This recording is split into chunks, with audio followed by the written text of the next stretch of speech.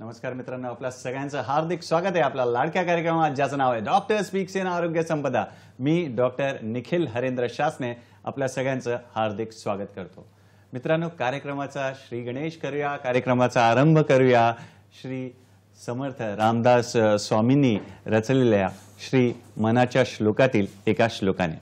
श्लोक असा आहे, मना सज्जना भक्ती पंथेची जावे, मना सज्जना भक्ती पंथेची जावे, तरी श्रीहरी पावी जे तो स्वभावे। जनी निंदते सर्व सोडून द्यावे, जनी निंदते सर्व सोडून द्यावे, जनी वंदते सर्व भावे करावे, जनी वंदते सर्व भावे करावे। बोला जय जय रघुवीर समर्थ श्रीराम। बरोबर मित्रांनो, आपण श्लोकामध्ये आता बघितलं की हरिनामाची महिमा, हरिभक्तीची महिमा विषयी वर्णन केलेलं आहे। सोबत आपल्या मनाला जे प्रिय वाटतं, प्रेयस आणि जे श्रेष्ठ असतं आपल्यासाठी श्रेयस, यातील फरक कसा ओळखावा याविषयी देखील आपल्याला या श्लोकातून कळतं। आणि आपले जे जाणकार मित्र आहेत त्यांनी आजचा विषय ओळखला असेल, कारण श्लोकाची सुरुवात मन या शब्दापासून झालेली आहे। तर पाहूया आजचा आपला विषय काय। आजचा आपला विषय आहे मानसिक स्वास्थ्य आणि आयुर्वेद। मानसिक स्वास्थ्य आणि आयुर्वेद। आणि या विषयावर आपल्याला मार्गदर्शन करायला ज्येष्ठ आयुर्वेद तज्ञ डॉक्टर अशोक लोंढे सर आपल्यासोबत आहेत। नमस्कार सर, आपलं स्वागत आहे कार्यक्रमात। नमस्कार मित्रांनो, अशोक सरांचा परिचय तुमच्याशी करून देतो। डॉक्टर अशोक जगन्नाथ लोंढे, आपण ज्येष्ठ आयुर्वेदाचार्य आहात, ज्येष्ठ आयुर्वेद तज्ञ आहात। शिक्षणाविषयी सांगायचं झालं तर आपण BAMS आणि MD आयुर्वेदामध्ये सायन आयुर्वेद महाविद्यालय मुंबई येथून केलं। आपण आयुर्वेद शिक्षण क्षेत्रामध्ये बहुमूल्य असं योगदान दिलेलं आहे आणि जवळजवळ 35 वर्षाहून अधिक वेळ आपण अध्यापनामध्ये आयुर्वेद शिक्षणामध्ये आपलं योगदान दिलेलं आहे। पुढे आपण डॉक्टर DY पाटील विद्यापीठ नवी मुंबई येथून विभाग प्रमुख म्हणून निवृत्त झालेले आहेत। आपण आयुर्वेदाचं जे शिक्षण घेणारे विद्यार्थी आहेत, पदवी, पदव्युत्तर, PhDच्या विद्यार्थ्यांना मार्गदर्शन केलेलं आहे। राष्ट्रीय आणि आंतरराष्ट्रीय पातळीवर जे लेख प्रकाशित केले जातात त्याच्या संपादनामध्ये सरांची महत्त्वपूर्ण भूमिका असते। डॉक्टर साहेब गावामध्ये, खेड्यापाड्यामध्ये जाऊन मोफत आरोग्य शिबिरांमध्ये आपला सहभाग नोंदवतात, आपली सेवा देतात। आणि डॉक्टर साहेब कलाकार देखील आहेत, लेखक देखील आहेत आणि चित्रकार देखील आहेत। तर असे बहुगुणी व्यक्तिमत्व, बहुगुणी डॉक्टर आज आपल्याला लाभलेले आहेत। शुभस्य शीघ्रम कार्यक्रमाचा श्री गणेश करूया। डॉक्टर साहेब, पहिला प्रश्न असा असेल, पुन्हा एकदा स्वागत करतो की आयुर्वेदात मानसिक स्वास्थ्य म्हणजे काय, त्याविषयी आम्हाला सांगा। प्रश्न खूप चांगला आहे। पहिलाच आयुर्वेदामध्ये ज्याप्रमाणे शरीराचं वर्णन केलेलं आहे त्याचप्रमाणे शरीराअंतर्गत सर्व ज्या घडामोडी घडतात त्याच्यामध्ये ज्या काही घटना आहेत त्याची एक माळ सांगितलेली आहे। त्याचा एक साधा श्लोक आहे आणि तो श्लोक सर्व शरीरामध्ये जे धातू आहेत, मल आहेत आणि त्याच्या बरोबरच असणारे रस जे आहेत, जे सर्व धातू मल ह्याचं जे संबंधित एकत्र असणं किंवा त्यांचं प्रसन्न असणं हे आवश्यक असतं। तो श्लोक असा आहे, समधातू समक्रिया प्रसन्न आत्मेंद्रिय। त्याच्यात शेवटचा वाक्य असं आहे किंवा श्लोक असा आहे, प्रसन्न आत्मेंद्रिय म्हणा स्वस्थ इति अभिधीयते। म्हणजे तुमचे जर शरीरामधल्या ज्या घटना आहेत, ज्या वस्तू आहेत, म्हणजे जे आपण त्रिदोष म्हणतो, दोष, धातू आणि मल, बऱ्याच लोकांना त्रिदोष माहिती आहेत, म्हणजे वात, पित्त आणि कफ। सप्त धातू आहेत, रस रक्त मांस मेद अस्थे मज्जा आणि शुक्र आणि मल जे आहेत, मल म्हणजे स्वेद मूत्र आणि पुरुष, हे सर्व शरीरात जर व्यवस्थितपणे चालू असेल आणि शरीरामधील बाकीचे जे मन आहेत त्याचा संबंध ह्या सर्वांशी येतो. कारण ते जर धातू आणि मल जर व्यवस्थित असतील तर तुमचं मन आणि आत्मा हा प्रसन्न राहू शकतो, अन्यथा आपलं मन सुद्धा प्रसन्न राहू शकत नाही. फारच छान डॉक्टर लोंढे.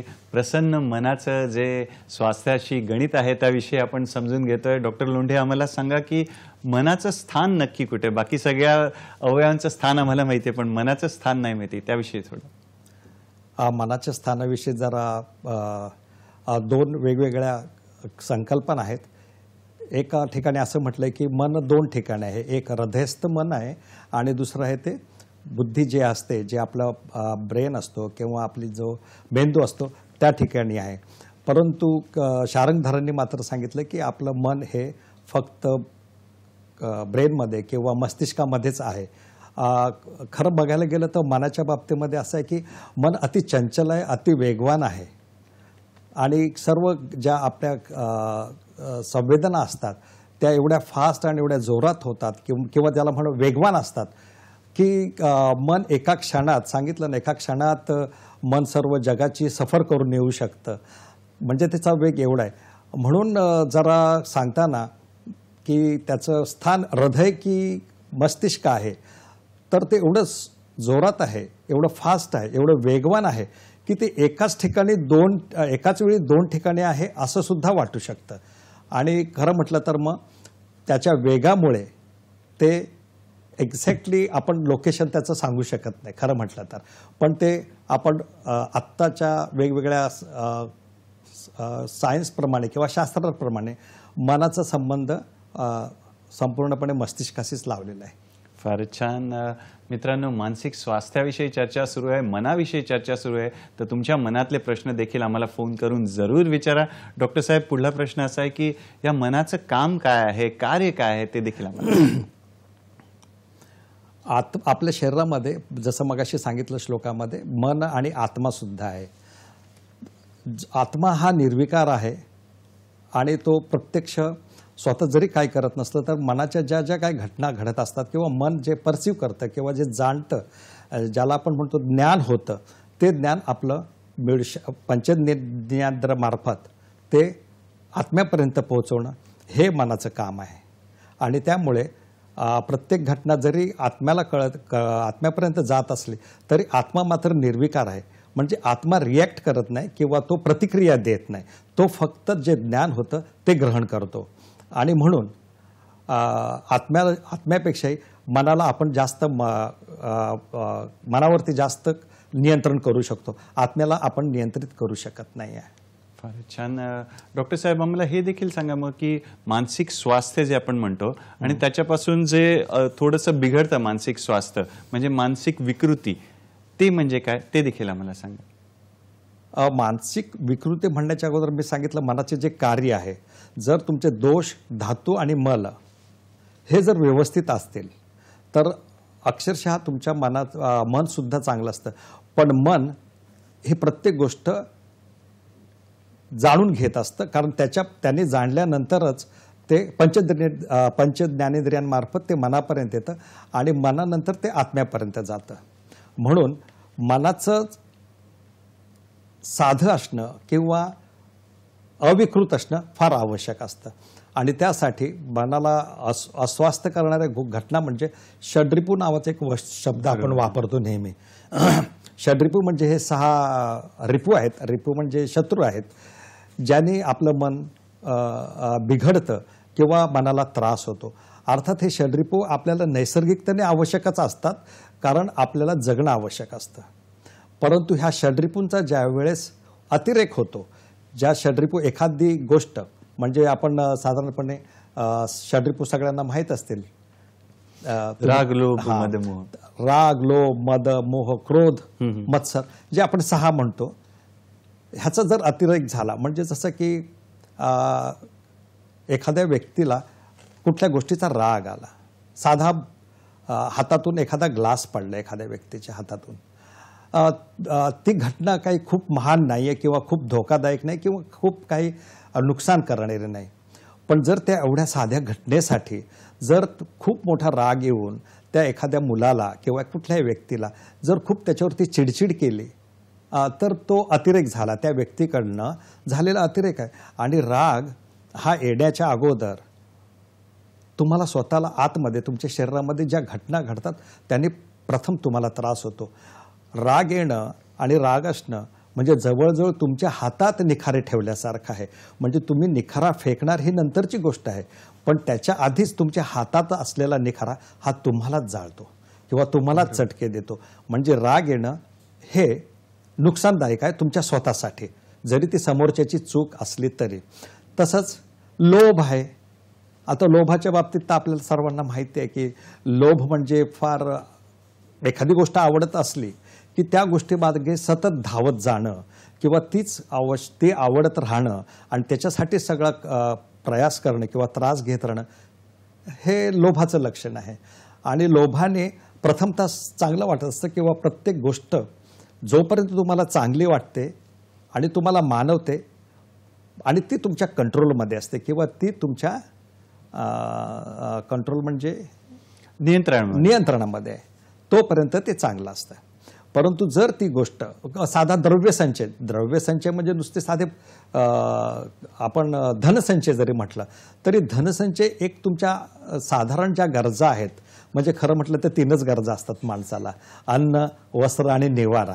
ह्या 3 आणि एक मनुष्य एका ठिकाणी एकाच घरात राहतो, पण तरी सुद्धा आम्हाला 3 घरं, 4 घरं, 5 घरं असं जर वाटत असेल, एका व्यक्तीला 6 फूट ते 15 फूटपर्यंत जर घर पुरत असेल तर 1000 फूट किंवा 50,000 फुटाचा जर एखादा बंगला असेल आणि तिथे जर एकच व्यक्ती राहत असेल तर ते खरं म्हटलं तर लोभाचं लक्षण आहे. आणि त्याच्यापेक्षाही अजून मिळवण्याचं जर कोणी प्रयास करत असेल तर ते त्रासदायक होतं, त्याने मन दुःखी होतं.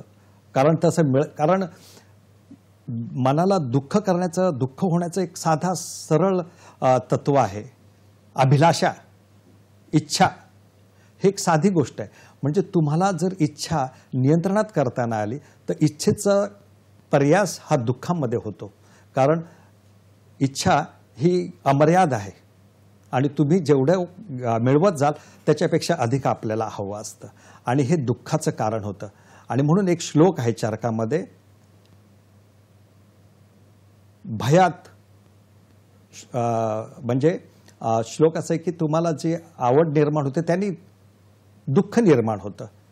आता दुःख निर्माण होण्याचं म्हणजे जी तुम्ही वस्तू घेतले तरी पण तुम्हाला पाहिजेत, ह्या लोभाचं अनियंत्रित होणं हेच दुःखाला कारण करतं. कारण जेवढं पाहिजे तेवढं तुम्हाला सर्व काही मिळूच शकत नाही. हा एकदम सरळ साधा नियम आहे. कारण मिळूच शकत नाही ह्याचं कारण असं आहे की इच्छा अमर्यादा आहे. बरोबर. आणि हाच लोभ आहे आणि ह्या लोभाने दुःख निर्मिती होते. फारच छान. मित्रांनो, डॉक्टर साहेब आपल्याला सांगतायत की अतिरेक टाळायचा आहे. जसं त्यांनी सोप्या भाषेत सांगितलं की पहिले ज्ञानेंद्रिया थ्रू आपल्याला ज्ञान मिळतो, आपण जाणतो. नंतर पुढलं स्टेशन जे आहे, पुढला थांबा जो आहे तो मनाचा आहे आणि सर्वात शेवटचा थांबा जो आहे तो आत्म्याचा आहे. आणि मनाचे हे षड रिपूंविषयी पण आपली चर्चा झाली आणि त्यांचा जर अतिरेक आला तर मग ती मानसिक स्थिती जी आहे, स्वास्थ्य आहे ते बिघडतं. डॉक्टर साहेब आम्हाला हे देखील सांगा की शरीराचा मनावर परिणाम होतो का किंवा काही संबंध आहे का, त्याविषयी देखील सांगा. शरीराचा मनावरती परिणाम होणार, कारण आपलं सर्व शरीर भाव आणि शरीराला आवश्यक असणाऱ्या घटना ह्या आपण मनातर्फेच व्यक्त करत असतो. ह्याचाच अर्थ जर कुठलीही घटना ही शरीराच्या मनाच्या विरुद्ध झाली तर हे आपल्याला दुःखकारक होतंच. साधी घटना म्हटलं तर तुम्ही जर एखादी वस्तू, जसं मगाशी सांगितलं लोभ सांगितलं, क्रोध सांगितलं, तसंच एखादी साधी घटना आहे की तुम्हाला खायचं आहे, तुम्हाला जेवत असाल आणि ते तुम्हाला जर समजलं नाही, तुम्ही जर जास्त प्रमाणात जेवला तर अग्नी तुमचं काम करणार नाही किंवा अग्नी बिघडेल.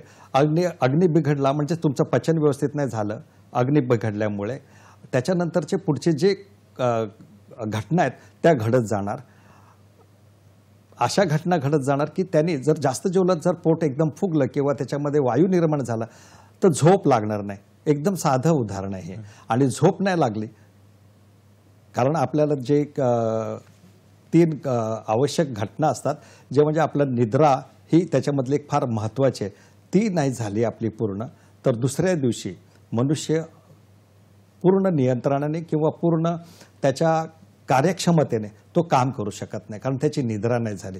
म्हणजे साधं आहारातनी निर्माण झालेला अग्नी कमी होणं किंवा अग्नीचा नाश नाही होत आहे, पण अग्नीमध्ये साधा त्रास निर्माण होणं असं जरी आपण म्हटलं तरी त्यांनी सुद्धा शेवटी त्रास होतोय मनालाच, शरीराचं.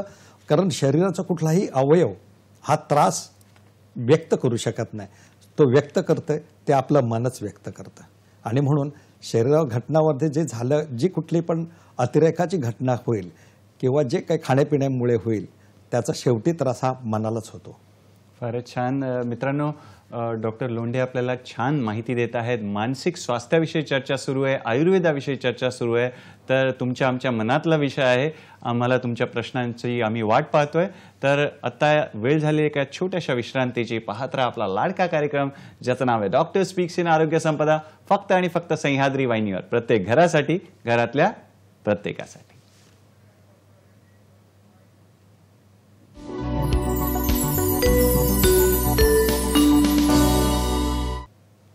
विश्रांतीनंतर पुन्हा एकदा आपलं स्वागत आहे आपल्या लाडक्या कार्यक्रमात, ज्याचं नाव आहे डॉक्टर स्पीक्स इन आरोग्य संपदा. आणि आज आपला विषय आहे मानसिक स्वास्थ्य आणि आयुर्वेद. आणि या विषयावर मार्गदर्शन करायला ज्येष्ठ आयुर्वेद तज्ज्ञ डॉक्टर अशोक लोंढे आपल्यासोबत आहेत.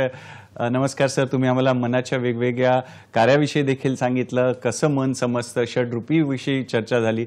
आता आम्हाला सांगा सर की आजारपणाचा आणि काही मनावर परिणाम होतो का, त्याविषयी देखील आम्हाला सांगा. होतो ना, नक्की होतो. प्रश्न पण चांगला आहे. मन जोपर्यंत तुमचं शरीर हे सर्व व्यवस्थित आहे, तसं मन हे प्रसन्न राहतं. तसंच उलट सुद्धा आहे, जसं मन प्रसन्न राहील तसं तुमचं शरीर सुद्धा प्रसन्न राहतं. दुःखाचं कारण जर म्हटलं किंवा मन जर दुःखी होण्याचं कारण जर आपण एक साधं उदाहरण घेऊया. जो व्यक्ती ॲथलीट आहे किंवा एखादा खूप मोठा चांगला प्लेयर आहे किंवा खेळाडू आहे, अशा व्यक्तीला जर त्याचा पाय फ्रॅक्चर झाला, आता हा आजार आहे, आजार आपण म्हणू शकतो. किंवा एखाद्या व्यक्तीला क्षयासारखा आजार झाला, ज्याने तो व्यक्ती त्याचं जे पूर्वीचं काम होतं ते सोडून अडकून पडला एका ठिकाणी. ज्याला फिरायला पाहिजे किंवा ज्याला शारीरिक मेहनत करायची आहे किंवा ज्याला धावायचं आहे, अशा व्यक्तीला जर एखादा ह्याच्यामध्येच पलंगावरती पडून राहिला आणि ती जर घटना एका मर्यादेपलीकडे गेल्यानंतर त्या व्यक्तीच्या सहनशक्तीच्या पलीकडे जातं आणि व्यक्तीची सहनशक्ती जिथे संपते तिथे दुःख निर्माण होतं आणि हे दुःख सतत राहतं आणि त्याने मनसुद्धा दुःखी होतं. आता दुःख होतं, मन दुःखी होतं म्हणजे त्याला जे पाहिजे, जसं पाहिजे, त्याच्या शरीराला जशी सवय आहे तसं काहीही करता येत नाही. आणि झालाय आजार ॲक्च्युली पायाला, पण दुःख झालंय मनाला, असं होऊ शकतं. म्हणजेच एक साधारण एक दुसरा आजार असा आहे की कानात सतत आवाज येत राहिला, गुणगुण गुणगुण किंवा कुठल्याही प्रकारचा, अशी एखादी घटना जी की त्या व्यक्तीला अगोदर कधी माहिती नसेल, जशी जिभेची चव गेली, नुसती चव गेली. आणि हे एक साधा आजार आहे, पण ते पण एक खूप मोठ्या दुःखाचं कारण आहे. कारण व्यक्तीला कळतं की मला जे माझ्या इंद्रियांनी किंवा पंचज्ञानेंद्रियापैकी म्हणजे जिभा म्हटलं किंवा रसना इंद्रियांनी जे ग्राह्य करायला पाहिजे ते मला ग्राह्य करता येत नाही, ते मला समजत नाही आणि त्याने खूप मोठा कन्फ्युजन निर्माण होतं किंवा खूप मोठी वेदना निर्माण होते ॲक्च्युली कन्फ्युजन होण्यापेक्षाही. कारण आपण काय खातो हेच त्या व्यक्तीला कळत नाही. म्हणजे आजार आहे जिभेला, परंतु दुःखी कोण होतंय तर मन होतंय. ह्याच म्हणजेच आपल्या सगळ्या आजारांचा खरं म्हटलं तर मनावरती परिणाम होतो. फारच छान डॉक्टर साहेबांनी उदाहरण देऊन आपल्याला सांगितलेलं आहे.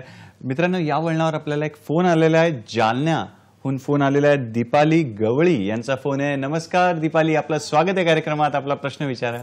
नमस्कार. नमस्कार. मी असा प्रश्न विचारला होता की आयुर्वेदात शांत झोप येण्यासाठी काही उपचार आहेत? पुन्हा एकदा प्रश्न विचारता? हो हो. हा. आयुर्वेदात शांत झोप येण्यासाठी काही उपाय आहेत का? शांत झोपेसाठी उपाय चालेल. धन्यवाद आपल्या प्रश्नासाठी. शांत झोपेसाठी गवळी मॅडम. काय उपाय आहेत? हा, दीपाली मॅडम. हा, दीपाली गवळी. हा, हा प्रश्न चांगला आहे तुमचा. आणि अगदी हे नित्याची बाब आहे की सगळ्यांनाच आजकाल आपल्याला सगळ्यांना आपल्या पंचज्ञानेंद्रियामध्ये कानाला आणि डोळ्याला खूप जास्त त्रास व्हायला लागलेला आहे. आपण सर्वच जण काही ना काही प्रोग्राम बघत असतो टी व्हीवरती किंवा मोबाईलवरती बघत असतो किंवा खूप काही त्याच्याबरोबर ती ऐकत असतो. ह्याचा अर्थ तुमच्या 2 इंद्रियांना अतिरेकी त्रास होतोय, अतिरेकीपणाचा. आणि त्याच्यामुळेच त्यांना जी आवश्यक असणारी नैसर्गिक आवश्यक असणारी झोप मिळत नाही. आणि झोप आली नाही तर मी मगाशी सांगितल्याप्रमाणे त्याच्या दुसऱ्या दिवसाचे सगळे कार्यक्षमता कमी होऊन जाते. आणि सतत झालेली ही चेन किंवा ही कार्यक्षमता जर सतत कमी व्हायला लागली तर मात्र त्याचा दुष्परिणाम हा फार लांबपर्यंत होऊ शकतो. आणि त्याचंच एक कारण म्हणजे त्यांनी झोप उडू शकते. आता झोप उडाली तर ह्याचं सरळ निदान काय आहे, सरळ कारण काय आहे, ते शारीरिक आहे का, ही पहिली गोष्ट बघावी लागते. शारीरिक आहे का म्हणजे झोप न येण्यामागे प्रथमतः डोळ्यामध्ये काही अडचण आहे का, डोळ्यामध्ये कुठला रोग आहे का, त्याच्यातून सतत पाणी येते का, डोळ्याला काही मार लागले का, किंवा डोळ्याच्या आतमध्ये जे छोटे छोटे भाग आहेत त्याच्यामध्ये कुठला आजार आहे का. जसं की ताण असतो तसा डोळ्यामध्ये त्याला आपण डोळ्यामधला ताण म्हणू किंवा इंट्राऑक्युलर प्रेशर म्हणतात, ते नैसर्गिक आहे की वाढलेलं आहे. जर वाढलं असेल तर जरूर तिथे दुखत राहणार आणि झोप लागणार नाही. तसंच कानामध्ये मी मगाशी सांगितलं त्याप्रमाणे एखादा आवाज येत राहत असला किंवा तुम्ही सतत गाणी ऐकत असला कानामध्ये इयरफोन ठेवून, तर मग कानात ते सुद्धा तुम्हाला सतत तिथल्या जी नस असते तिला बिघडलं होतं, तिच्यावरती खूप त्रास होतो आणि ती बिघडली जाते. आणि सतत तुम्हाला कानात आवाज आला तर तुम्हाला झोप लागू शकत नाही. आता हे कारण तुम्हाला कळलेलं आहे. ह्याच्यातलं एक कारण तुम्ही खूप ऐकताय किंवा खूप काही बघताय. ह्या 2 कारणांना पहिल्यांदा हे 2 निदान आहेत किंवा हे दोन कारणं आहेत, ती पहिल्यांदा बंद करायला पाहिजेत. ह्याच्यासाठी आपल्याला मनावरती नियंत्रण पाहिजे. म्हणजे गाणं खूप चांगलं आहे पण रात्री 9 वाजले किंवा 9-10 वाजले तुम्हाला सकाळी किती वाजता उठायचं आहे, ह्याच्यामध्ये 9 तासाचं 8 तासाचं ते 7-8-9 हे 3 कालमर्यादेमध्ये तुम्हाला झोप घेतलीच पाहिजे. जर झोप नाही घेतली तर ह्याचा अर्थ पुन्हा तुम्हाला त्रास होणारच आहे. मग झोपेसाठी काय करायला पाहिजे, हे बघा, बेड कितीही चांगला असला म्हणजे आपलं अंथरूण किती मऊ असलं तरी झोप येतेच असं नाही. आणि झोप फार नशिबान लोकांना येते खरं म्हटलं तर, कारण आपण सतत काही ना काही कुठला ना कुठल्या एका विचारात गुरफटलेला असतो. मग आता ह्याला मनाला शांत करायला पाहिजे तर झोप येणार आहे. पहिल्यांदा मी सांगितलं निदान टाळायला पाहिजेत. म्हणजे तुमचं ऐकणं किंवा काय तसं जर बाहेरून येणारा जर कुठली घटना असेल, म्हणजे ऐकणं हे बाहेरून आलेलं सेन्स आहे किंवा घटना आहे, किंवा तुम्ही टी व्ही बघत बसणार किंवा मोबाईल बघत बसणार, हे बाहेरचं कारण आहे. तर हे कारण तुम्ही अगदी बंद करू शकता. त्या व्यतिरिक्त जे आहे ते म्हणजे आपल्या मनावरती झालेला कुठला एखादा परिणाम असतो, एखादी घटना घडलेली असते आणि त्याचं खूप खोलवर आपण विचार करत असतो पण तो आपल्याला माहिती नसतो.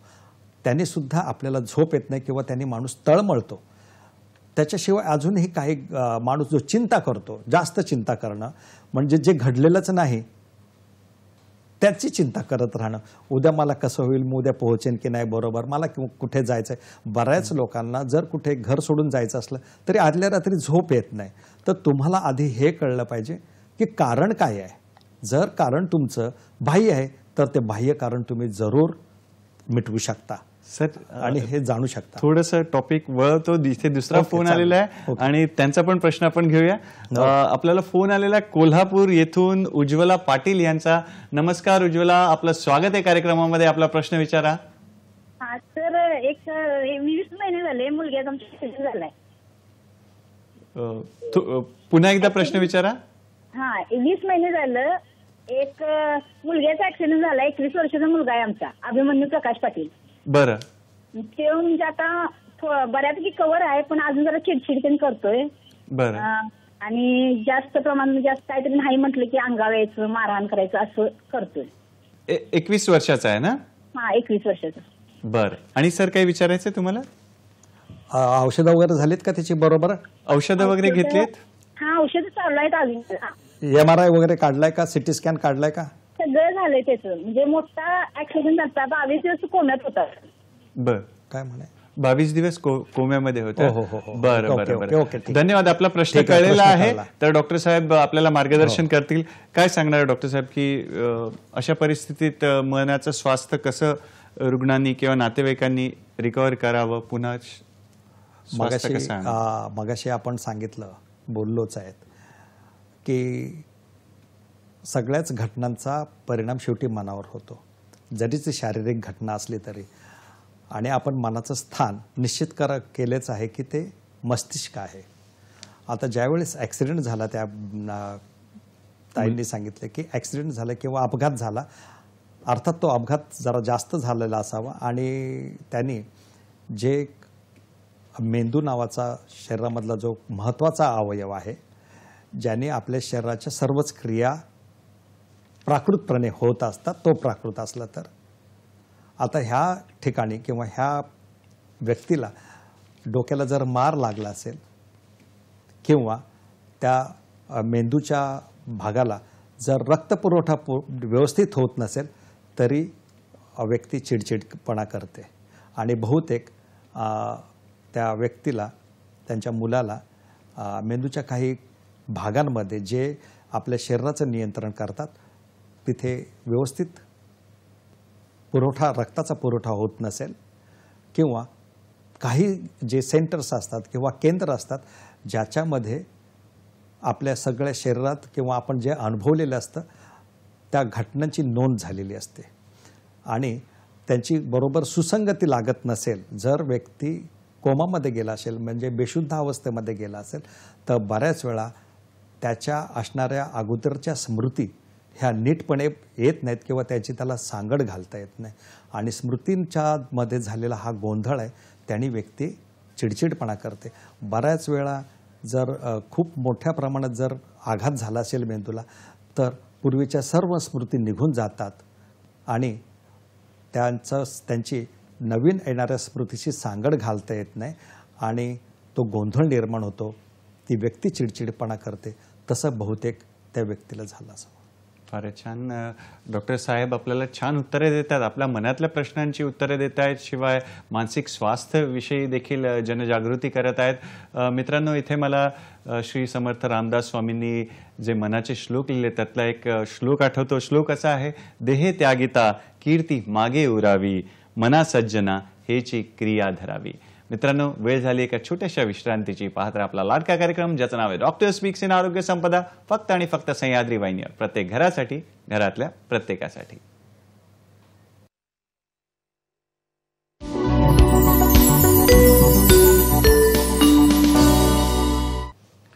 विश्रांतीनंतर पुन्हा एकदा आपलं स्वागत आहे आपल्या लाडक्या कार्यक्रमात ज्याचं नाव आहे डॉक्टर स्पीक्स इन आरोग्य संपदा. आज चर्चा सुरू आहे मानसिक स्वास्थ्याविषयी आणि आयुर्वेदाविषयी. आणि ज्येष्ठ आयुर्वेद तज्ज्ञ डॉक्टर अशोक लोंढे आपल्यासोबत आहेत. आणि डॉक्टर साहेब, पुढला प्रश्न असा आहे की आहार आणि मानसिक स्वास्थ्य यांचा काही संबंध आहे का, त्याविषयी मला सांगा. आहे, नक्कीच आहे. आहार जो आपण घेत असतो, ह्याच्यामध्ये आपल्या तैत्तिरीय उपनिषदामध्ये 5 कोश सांगितलेले आहेत. त्याच्यामध्ये पहिला जो कोश आहे तो आहार कोश सांगितलेला आहे. दुसरा सांगितलंय प्राणकोश, तिसरा सांगितलंय मनकोश, चौथा सांगितलंय ज्ञानकोश, विज्ञानकोश किंवा ज्ञानकोश, आणि 5वा कोश सांगितलाय त्याचं नाव आहे आनंदकोश. आता कोश म्हणजे एक एक त्याची बनलेली घडी. आता पहिल्यांदा तुम्ही जो प्रश्न विचारलाय की आहार, आहाराच्या नंतरची दुसरी घडी आहे तो प्राणकोश होणार आहे.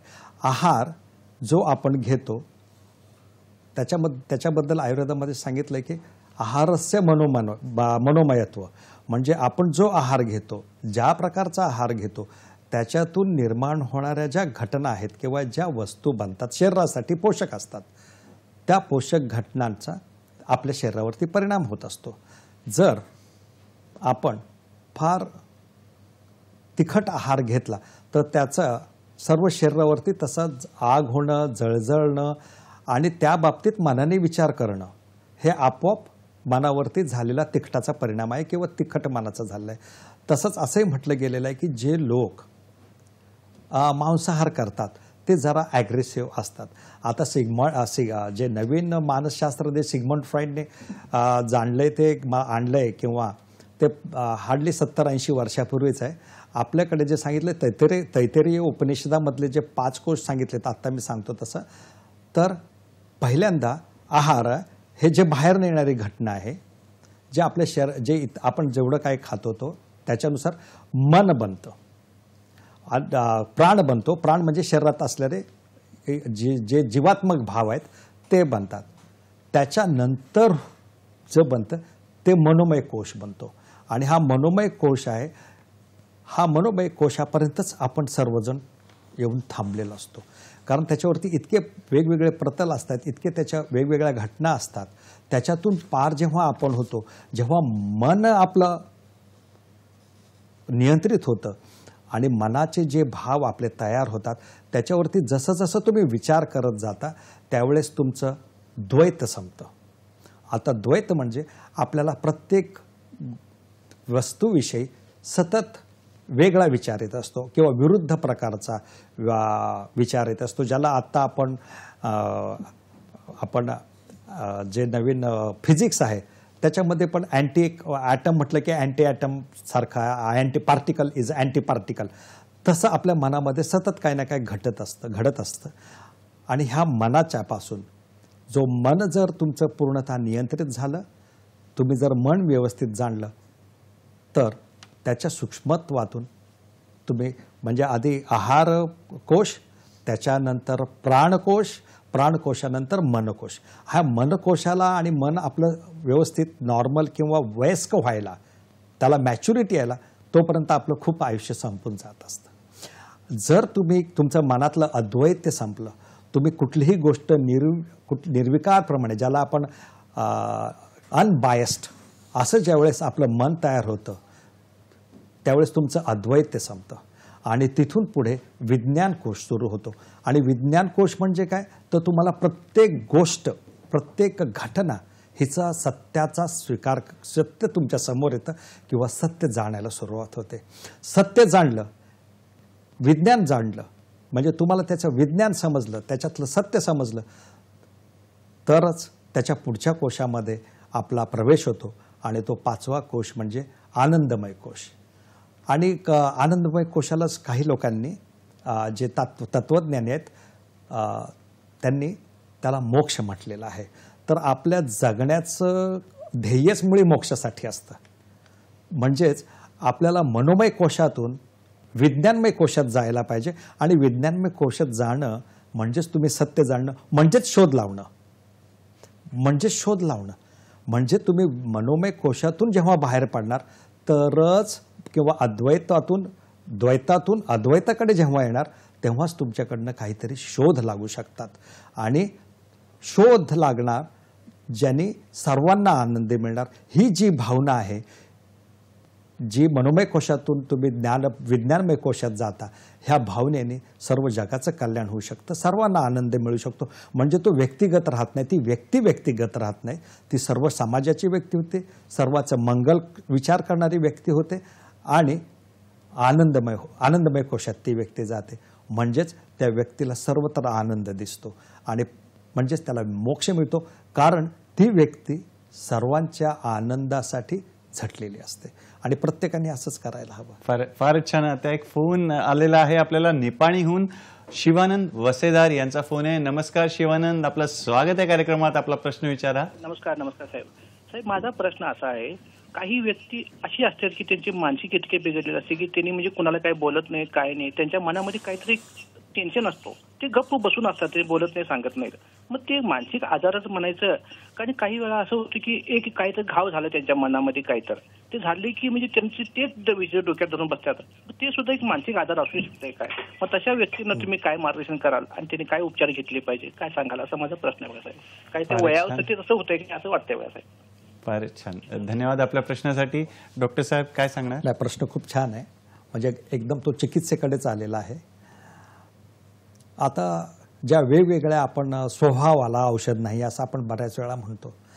म्हणजे एखादा व्यक्ती रागीट तर रागीटच असतो, एखादा व्यक्ती खूप छान असतो, गोडच बोलत राहतो. म्हणजे व्यक्ती तितक्या प्रकृती आहेत. तर शारीरिक प्रकृती जी आहे, शारीरिक प्रकृती आयुर्वेदाने वर्णन केलेले आहेत, ते वातज पित्तज कफज, आणि नंतर त्यांच्यामधून एकत्र आणि एक जी समप्रकृती असते ती बऱ्याच वेळा संतांची असते. थोडक्यात काय तर ही शारीरिक प्रकृती सारखीच मानसिक प्रकृती असते. त्याच्यामध्ये शरीर प्रकृतीचा डायरेक्टली किंवा एकदमच संबंध आहे असं म्हणता येत नाही. परंतु जी व्यक्ती जी तुम्ही सांगितलं हे आपल्या स्वभाव बनण्यासाठी किंवा एखाद्या व्यक्तीचं मन बनण्यासाठी जसं आहार उपयोगी आहे, जसं आपण म्हणालात मगाशी आपला प्रश्नच होता, आहाराने आपल्या मनावर जसा परिणाम होतो तसाच आपल्या मनावरती, मन म्हणजे काय करते तर हे आपल्या पंच ज्ञानेंद्रियांमधून जे ज्ञान मिळतं ते ग्रहण करतं, ते साठवत जातं, ते आत्म्यापर्यंत पोहोचवत राहतं. चांगली जी भावना असते तिने सुख निर्माण होतं, जी दुःखकारक असते तिने, जी आपल्याला न आवडणारी असते त्याने दुःख निर्माण होतं. आता ह्यांच्यामध्ये हे मनाला परिणाम करणारे भाव कुठले कुठले आहेत? अनेक भाव आहेत. त्याच्यामधले सर्वात सोप्या घटना जर सांगायचं झालं तर आपल्या आजूबाजूची परिस्थिती, ह्याच्यावरती आपलं नियंत्रण नसतं. जसं एखाद्या घरामध्ये एखाद्या व्यक्तीचा झालेला मृत्यू हा आपल्या नियंत्रणात नसतो आणि त्यांनी सर्व घर दुःखकारक होतं. ह्याच्यामध्ये तुमचं स्वतःचं त्या व्यक्तीची मानसिक प्रकृती कशी आहे, जसं काहींना धाडस करता येतं, काहींना लगेच विसरता येतं, हे त्यांनी तयार केलेलं त्यांचं स्वतःचं मानसिक धैर्य ज्याला असेल ती वेगळी व्यक्ती असते, ती वेगळी प्रकृती. म्हणजे एकाच घरात वेगवेगळ्या प्रकृतीचे मानसिक प्रकृतीचे व्यक्ती असतात. आणि त्याच्यामध्ये जर एखादी व्यक्ती तुम्ही जसे आत्ता वर्णन केले त्याप्रमाणे जर गपचूप बसत असेल, बोलत नसेल, कुठल्याच प्रकारची प्रतिक्रिया करत नसेल, खरं म्हटलं तर मनाच्या बाबतीत बोलायचं झालं तर आणि आत्म्याच्या बाबतीत तर बोलायचं झालं तर खूप मोठी साधी गोष्ट एकच आहे, मन हे प्रतिक्रियावादी आहे.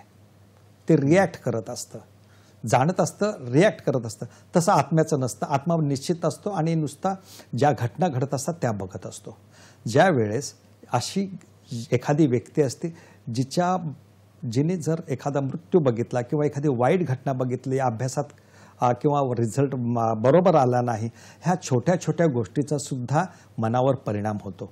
आता मनावर परिणाम झाला तर ते काढायचं कसं? एक तर प्रथमतः आपल्याला हे निश्चित केलं पाहिजे की तो अवयवाशी संबंधित नाही ना, कुठला काही आहार कमी आहे का? म्हणजे जसं आपण सगळं खरं म्हणायला गेलं तर आता लोकांना कळलेलं आहे की व्हिटॅमिन्सचा सुद्धा शरीराच्या मनावरती परिणाम होऊ शकतो. तर पहिल्यांदा तसं काय आहे का? किंवा मानसिक जे शरीरामधले जे अवयव आहेत, म्हणजे मेंदूमधले जे अवयव आहेत त्याच्यावरती काही परिणाम आहे का? म्हणजेच पहिल्यांदा अवयवात्मक विचार करून वैद्यांना दाखवून ते अवयवात्मक विचार करतील आणि जर अवयवात्मक काहीच सापडलं नाही तरच मग नंतर मानसिक स्वास्थ्याच्या बाबतीत आपल्याला विचार करायला पाहिजे. मानसिक स्वास्थ्यामध्ये किती साध्या साध्या गोष्टी सांगितलेल्या आहेत त्या त्यांनी पाळायला सांगा. पहिल्यांदा त्यांना समाजामध्ये आणलं पाहिजे. ती जर व्यक्ती एकटी बसत असेल तर तिला समाजात आणलं पाहिजे, त्याला थोडं सपोर्ट केला पाहिजे, त्याच्याशी बोललं पाहिजे, ममत्वाने राहिलं पाहिजे आणि त्याच्या मनातून काय दुःख आहे का हे प्रथम विचारून घेतलं पाहिजे. कारण कोणीही तयार होत नाही की मला काय दुःख किंवा मी गप्प का बसतो ह्याचं उत्तर नसतं, त्याला कारण असतं. तर प्रथमतः कारण शोधायला पाहिजे की ही व्यक्ती गप्प का बसलेली आहे आणि जर कारण समजलं तर मग त्या व्यक्तीला आपण चिकित्सा देऊ शकतो. आणि चिकित्सा म्हटलं तर काय आहे, आपल्याला आनंद वाटणाऱ्या काय काय घटना असू शकतात.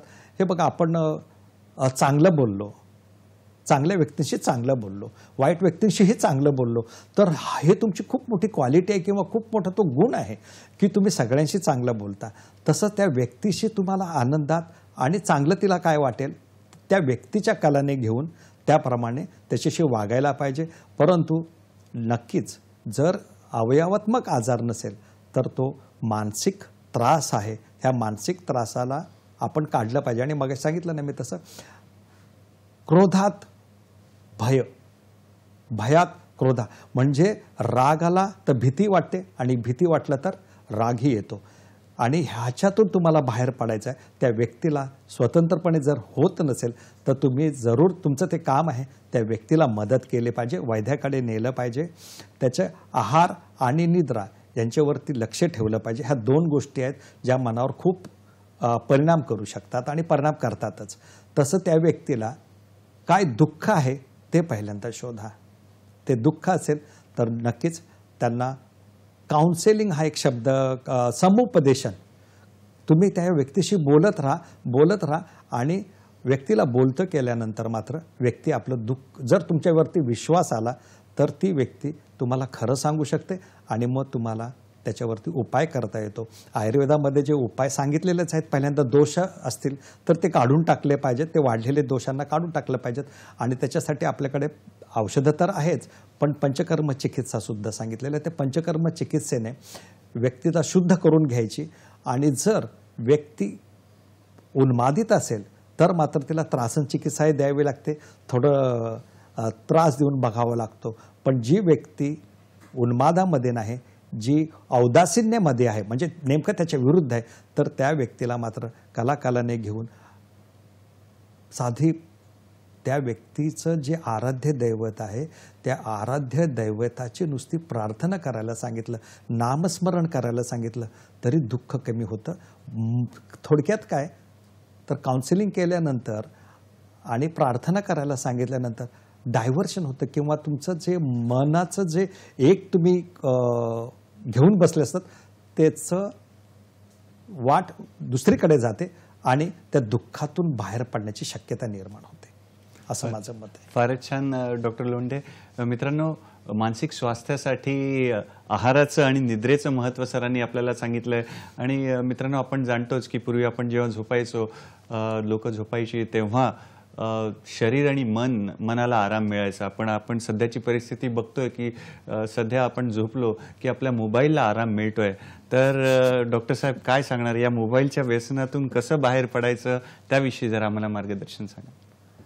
आता हा जगभर झालेला ॲक्च्युली त्रासच म्हणूया, बऱ्याच लोकांना, सगळ्यांना त्रास आहे. आणि ह्यांनी सर्व जगामध्ये एक हाहाकार उडवून दिलेला आहे. मोबाईलने नुसती झोपच अनियंत्रित होते असंही नाही, तर झोपेमुळे मानेमधील जे मोबाईलमुळे झोप न आल्याने मानेमधील जे मणके आहेत त्यांची विकृती निर्माण होते. त्याच्याशिवाय मानेतून निघणारे जे नाडे आहेत किंवा ज्याला नर्व्स म्हणतो, त्या हातामध्ये ज्या सप्लाय करत असतात त्यांच्यावरती त्रास निर्माण होतो, त्यांच्यावर सूज निर्माण होते. आणि त्याचाच पुढे त्रास म्हणजे बोटं वाकडे तिकडे होतात आणि ते चालू शकत नाहीत. बऱ्याच विद्यार्थी आणि लहान मुलं ते कानामध्ये इयरफोन्स घालून लेक्चर्स पण ऐकतात, ते एक चांगली गोष्ट आहे. पण लेक्चर्स काही दिवसभर नसतात, गाणी ऐकतात किंवा काही बघत असतात आणि त्याने सुद्धा मनाला खूप त्रास होतो किंवा मानसिक स्वास्थ्य बिघडते.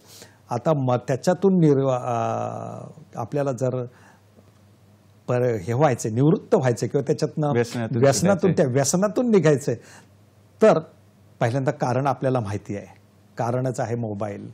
तर मोबाईलला पण कधी कधी आराम दिला पाहिजे, जसं डॉक्टरने सांगितलं तसं मोबाईलला पण आराम दिला पाहिजे. आणि मोबाईलला आराम मिळाला की आपल्याला पण आराम मिळेलच. ती एक गोष्ट आहे. दुसरी गोष्ट आहे ती, तुम्ही मोबाईल बरोबर जे कानाला ते इयरफोन लावून बसता ते सुद्धा लावलं नाही पाहिजे. तिसरी गोष्ट आहे, तुम्ही मैदानात उतरलं पाहिजे. कारण ह्यानी मोबाईलने डोळे तर दुखतात, आजार तर होतोच आहे, पण शरीर मात्र आणि हाडं मात्र कमजोर होत जातात.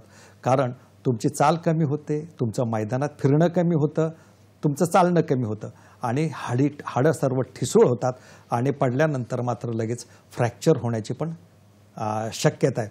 मग त्याच्यासाठी तुम्हाला काय करायला पाहिजे तर झोपण्याच्या आधी 2 तास, आता काही लोकांनी 4-7 आत्ताच सुद्धा सांगायला सुरुवात केली की तो स्क्रीन, कुठलाही स्क्रीन म्हणजे कुठलाही पडदा जो चमकतो तो बघितला नाही पाहिजे. म्हणजे तुम्ही स्क्रीन बंद केला पाहिजे. मग तो मोबाईलचा असेल, पीसीचा असेल किंवा टीव्हीचा असेल, तो बंद केला पाहिजे 3 ते 4 तास आधी. हे एक कारण आहे. दुसरी गोष्ट, तुम्हाला मी सांगितलं तसं बाहेर फिरायला गेलं पाहिजे. जेवल्यानंतर रात्री फिरायला गेलं तर अतिशय उत्तम आहे. तुमचा मुळात मन एवढं प्रसन्न होईल आणि जे बाहेरून येणारे जे काही घटना आहेत त्यांचा तुमच्या मनावर विपरीत परिणाम होणार नाही की ज्यांनी झोपेवरती परिणाम होतो. जर काय भयानक कुठली गोष्ट बघितली तर तुम्हाला रात्री झोप लागू शकत नाही, ह्यानी जो त्रास निर्माण होतो. आणखीन व्यसनाला थांबवायचं तर खरं तुम्हाला पर्याय द्यायला पाहिजेत. तर पर्याय, सगळ्यात उत्तम पर्याय पुस्तक वाचन. आवडीची पुस्तकं, आवडीचे लेखकांची पुस्तकं घ्या. जर तुम्हाला आवडीच्या लेखकांच्या पुस्तकात तर मन आणि डोळ्याचा एक पर्टिक्युलर शब्दांचा जो संग्रह आहे तेवढं झाल्यानंतर आपोआप झोप लागते आणि छान व्यवस्थित झोप लागते. ती एक गोष्ट आहे. दुसरी गोष्ट, तुम्ही प्रार्थना करू शकता. मी तुम्हाला सांगितलं, जर आराध्य दैवत जे तुमचं आहे त्याची एखादी छानपैकी प्रार्थना करा. शांत डोळे मिटून प्रार्थना करा, नामस्मरण करा, जप करा. ह्याने सुद्धा तुमचं मन शांत होऊन जातं. त्याच्याशिवाय तुम्हाला जर जास्त त्रास असेल तर समुपदेशन करून घेणं हे सुद्धा एक खूप आवश्यक घटना आहे. त्याच्यापासून किंवा आपल्याला मानसिक त्रास आहे ह्याच्यामध्ये लाजून जाण्यासारखं किंवा घाबरून जाण्यासारखी काहीही मानू नये. कारण जर आपण औषधं घेतली तर त्यातून बरंच होतो. पण पहिल्यांदा मोबाईल बंद करणं हे त्याचं औषध आहे. फारच छान. मित्रांनो, डॉक्टरांनी सांगितल्याप्रमाणे मोबाईलचा पण आपल्याला उपवास ठेवायचा आहे आणि प्रार्थना वगैरे पण करायची आहे. सोबत ध्यान धारणेचं पण महत्त्व आहे आणि मैदानी खेळांना प्राधान्य द्यायचं आहे, मोबाईलच्या खेळांना नाही. तर डॉक्टर साहेब, पुढला प्रश्न असा आहे की मानसिक स्वास्थ्य कसं राखावं ते देखील आम्हाला सांगा. मानसिक स्वास्थ्य राखण्यासाठी पूर्वीचे लोक ज्या काही घटना करत, काही त्यांच्या व्यक्तिगत जीवनामध्ये जे काही नियमानुसार करत होते ते आपण विचारात घेऊया. ते काय करत होते? सकाळी त्याला आपण पूर्ण दिनचर्या नावाचे एक खूप मोठं छानपैकी लेख किंवा ज्याला आपण चॅप्टर म्हणू, ते पूर्ण चॅप्टर आयुर्वेदामध्ये आहे आणि सर्वच आयुर्वेदाच्या सर्व पुस्तकांमध्ये ते दिलेलं आहे. दिनचर्या म्हणजे तुम्ही सकाळी लवकर उठलं पाहिजे आणि ब्राह्मी मुहूर्त सांगितलेलं आहे, म्हणजे सूर्य उगवण्याच्याही आधी उठलं पाहिजे. त्याच्यानंतर आपण ध्यानधारणा जर जमत असेल तर ध्यानधारणा केली पाहिजे. आपण चांगल्या ठिकाणी आपण फिरलं पाहिजे. आपण मंगल कामना केली पाहिजे आणि जे स्तोत्र वगैरे म्हणतात ते दुसरं तिसरं काय नसून ते मंगल कामना आहे आणि तशी मंगल कामना केली पाहिजे. तुम्हाला योगा जर करता येत असेल तर चांगलं आहे, नसेल तर कोणाकडून तर शिकून घेतलं पाहिजे, योगा केला पाहिजे आणि त्याला ह्याच्यामध्ये आपल्या यमनियम सांगितलेले आहेत तसं आपण पालन केलं पाहिजे. वरिष्ठांच्या विषयी प्रेम ठेवलं पाहिजे, आदर ठेवला पाहिजे, मित्रांविषयी प्रेम ठेवलं पाहिजे. सर्व समाजाला मी काहीतरी देणं लागतो ह्या भावनेतून आपली एखादी कृती असली पाहिजे आणि तशाच प्रमाणे आपलं जगणं असले पाहिजे. ह्याच्यामध्ये डॉक्टर एक महत्त्वाची गोष्ट आहे, एक शब्द आहे कल्याण मित्र. बरोबर. एक कल्याण मित्र नावाची एक व्यक्ती असते ज्याला आजकाल आपण काय म्हणतो, बेस्ट फ्रेंड. Best friend. जो ज्याविषयी ज्याच्याशी तुम्ही पूर्ण तुमच्या मनातलं सांगू शकता. खरं आणि खोटं असे ज्या ठिकाणी अजिबात नाही, फक्त खरंच आहे, त्याने तुमचं मन हलकं होईल, तुमचं दुःख कमी होईल आणि तुम्ही कुठल्याही मानसिक त्रासापासून वाचाल. खरं म्हटलं तर हे फार आवश्यक आहे असं मला वाटतं की यातून आपण आनंदी राहू शकू. फारच छान डॉक्टर लोंढे, आपण आपल्या व्यस्त वेळापत्रकातून वेळ काढून इथे आलात आणि आम्हाला छान मार्गदर्शन केलं. त्यासाठी दूरदर्शनच्या सह्याद्री वाहिनीतर्फे, आमच्या आरोग्य संपदाच्या संपूर्ण संघातर्फे आणि आमच्या प्रेक्षक मित्रांतर्फे खूप खूप आभार आणि पुढील वाटचालीसाठी खूप खूप शुभेच्छा. मित्रांनो, वेळेला मर्यादा आहे पण आमचं जे प्रेम आहे तुमच्यासाठी त्याला मर्यादा नाही. यासाठी पुढील भागामध्ये एक नवीन विषय घेऊन आम्ही येणारच आहोत. तर आज इथेच जय जय रघुवीर समर्थ म्हणूया आणि थांबूया. तर पाहत राहा आपला लाडका कार्यक्रम डॉक्टर स्पीक्स इन आरोग्य संपदा, फक्त आणि फक्त सह्याद्री वाहिनीवर, प्रत्येक घरासाठी, घरातल्या प्रत्येकासाठी. नमस्कार.